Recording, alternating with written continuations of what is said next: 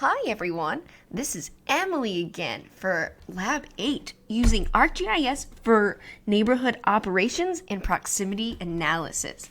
Now I understand that a lot of people are having trouble with ArcGIS and downloading it either onto their personal computers or they simply don't have a computer that can handle ArcMAP. So Dr. Zhang she asked Dr. Carter, who is our department chair, about the potential for allowing students to remotely use the computers in the computer lab one at a time, essentially, so we're not too close to each other for safety reasons. So she's working through all these kinks, and she's trying to get back to everyone as soon as possible so we can do the assignments that we paid the university to do. So all the rest of the assignments, so Lab 7, which was last week, 8, 9, and 10, will be due now by the end of the semester, so by May 1st at 11:59 p.m. And you can definitely keep emailing me about questions, and I'm always available because I have literally nothing else to do. So I will begin this analysis of different neighboring operations intersection completely within buffer zones, operations like that. So we'll just get right into it. So if we start out with a blank map, like we always do with ArcMAP, so I'm going to click blank map. I'm going to go to the catalog panel. Oops, nope, I don't want to open Word. The catalog panel, so making sure that everything is up. And going to the catalog, I'm going to click the Add to Connect folder, the Connect to folder button, and I'm going to click PC, documents, wherever I put this. I put it in a Lab 8 folder. Make sure you find the folder that you have put this Tuskegee.geodatabase into, which is the park that we're going to use, all the shape files that we're going to use in this park. So I'm going to add to folder there, and it will come up. It's already up because I've already done this before, so I'm going to click this plus button, and Tuskegee Geodatabase is here ready for action. So at the beginning of this exercise, it simply says preface things like extract all, the zip file, and opening using a blank map and connecting to the folder. And so now I'm going to drag the data layers from the geodatabase to the map window. So the one specifically will be stands, roads, trails, and this CICS folder, or this table. So they should all be here in the table of contents. And we will be joining this table to the stands layer like we have done in the past. So I'm going to right click the stands layer and click joins and relates, click join. And for the field that we're going to use to join both of these tables, so they have to be a field that is similar in both the stands and the CICS table, well, we're going to use ustand, because if you looked at both attributes, both of the tables, you'll find that this is a common layer, this common field that is present in both layers. So then we're also going to click keep only matching records. So we just keep the matching records rather than all the values that may end up being null values. And then validating the join, it should work out great. That's wonderful. And then we're going to click OK.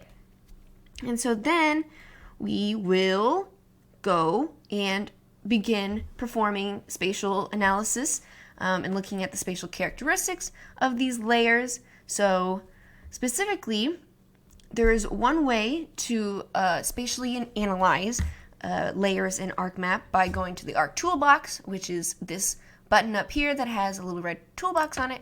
Clicking it, it comes up with this dialog box that you can search through all these different tools, and you can specifically click data management tools. So we have creating feature classes, joining, raster operations, projections and transformations like we did in the last lab, but today we are going to manipulate the data and do neighborhood analysis tools. So like I had mentioned before, like intersection, proximity, adjacency, containment, in order to solve certain problems that we will create for ourselves in order to do this lab.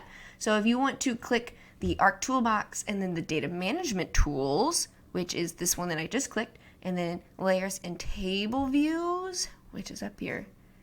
Layers and Table Views, click that, and then click the Select by Layers, Select Layer by Location tool, which that was just a really long way of clicking the same Select by Location selection, which is in the Selection tab up here, in order to do that. So what we want to do is look through it. So this window has popped up where we can select the different input feature layers. So this feature is using layers that will be selected based on the type of overlap with the select layer, type of overlap, the select layer, and the distance in which, so if you wanted to select a within a distance option or for a spatial selection, then you could click 100 meters, 100 feet, operations like that. So this offers several types of spatial manipulation that will allow you to identify features of one layer in spatial relation to features of another layer. So you can select features in this way, which is one option of spatial analysis methods you can use to resolve problems that involve issues of proximity, adjacency, and containment. So, and another tool that you can use in the toolbox is delineating buffers around features, which can be found under the Arc Toolbox, and then the Analysis Tools, which is the second one, and the Proximity button, and then Buffer.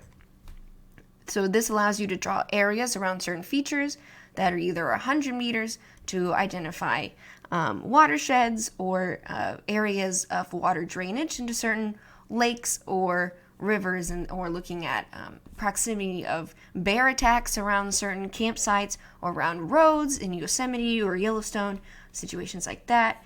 So you can use this tool so we'll use this tool specifically in a later part of the exercise. So this is available for spatial relation types that appear in the Select Layer by Location window and the Arc Toolbox. So there are several features. So there's intersect, completely within, have their centered in, share line segment, boundary touches, which if I did this, wait, where did I click that? Oh, intersect.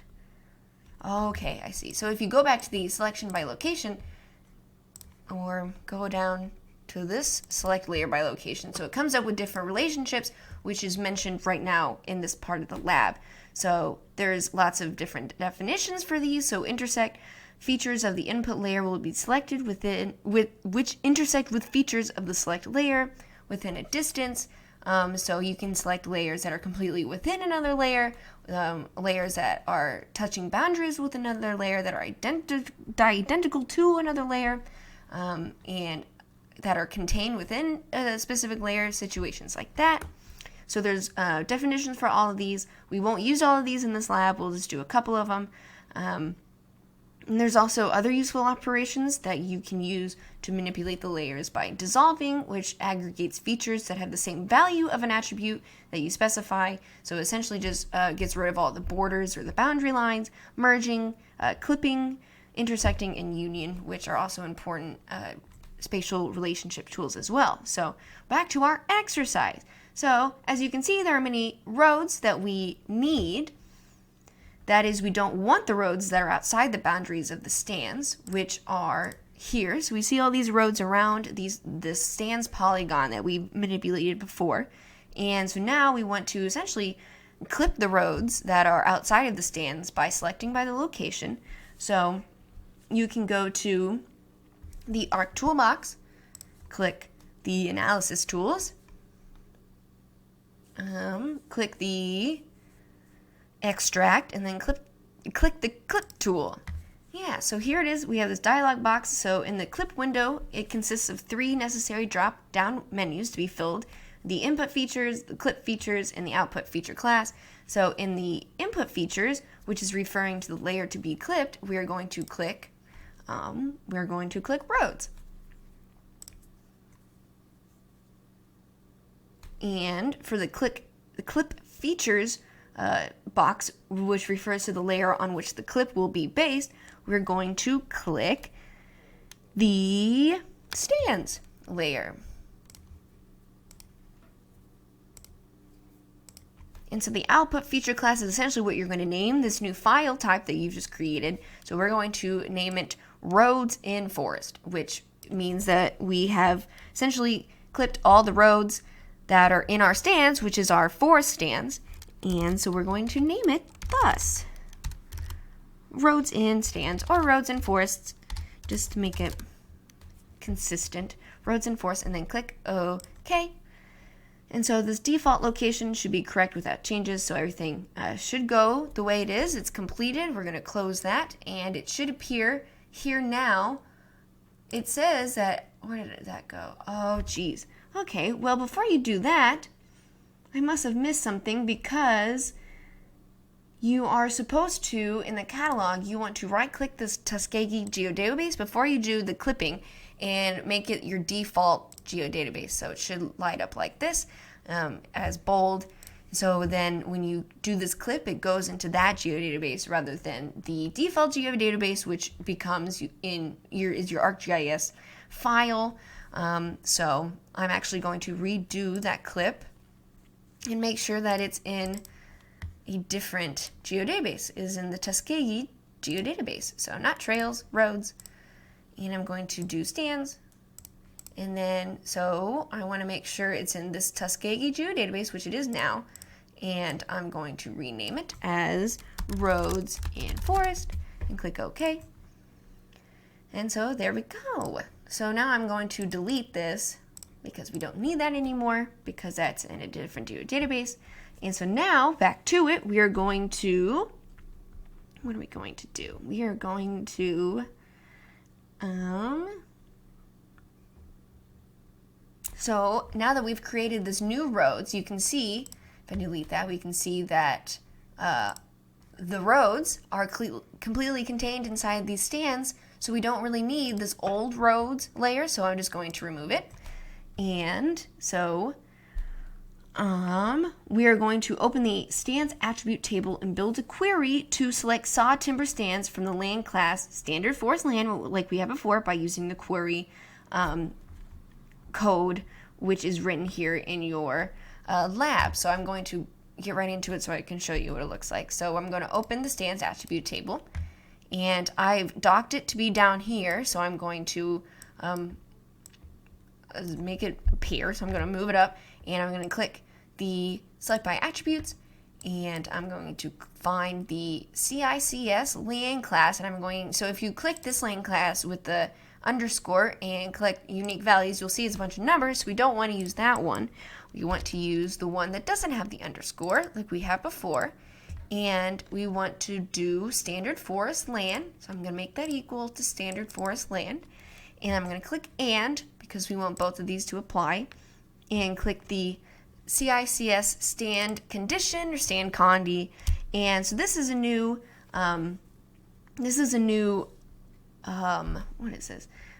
A new operation, which is interesting. So if you actually click help and you go and you look at this building query expression, you will see that the this little percentage sign is, when used with this like operator, instead of the equal sign operator, it's to build a partial string search. For example, this expression would select Mississippi and Missouri because it has this MISS operation associated with it. So we're going to select everything that has MISS associated with the attribute, and so that would select that. So in this case, we're going to do like, and the operation, this percentage sign with, and we're going to make sure that there's a, not the double, what are those, the, just like the, what are those called?